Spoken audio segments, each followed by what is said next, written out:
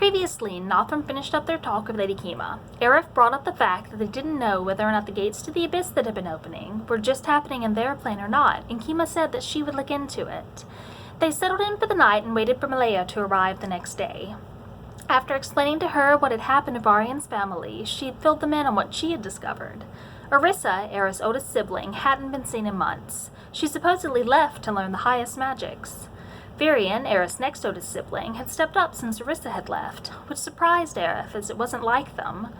Malaya had also found out that no one had heard of Aerith's family until about 140 years earlier when they seemingly appeared out of nowhere.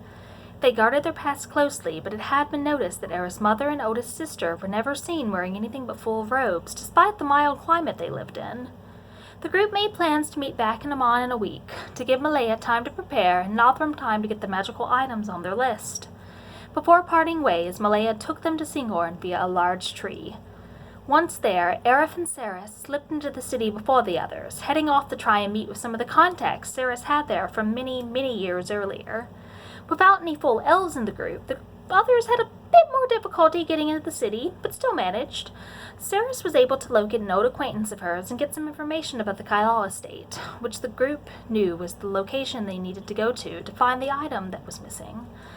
It had been abandoned for decades, but it was well guarded, and the rumors said that it was haunted. Nothrum waited for night to set in before slipping into the richer, more well-guarded part of the city. Zallar and Iridian used polymorph to slip in as animals, while Ceres used her cloak to fly over a not-so-well-guarded part of the wall. Aerith put her background as a rich bitch to use and managed to talk her, Arian, and Gwei's way through the gate without any question. The group made their way to the estate and managed to slip onto the property without drawing any attention.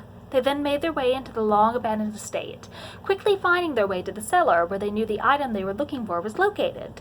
And then they were promptly attacked by all the undead. All the undead, including a fucking Nightwalker because the DM is evil.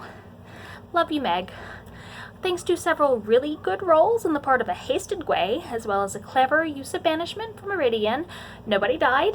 Thankfully, the group managed to get the item they came for and get the fuck out of there, quickly heading back to their inn. And that is where we left off.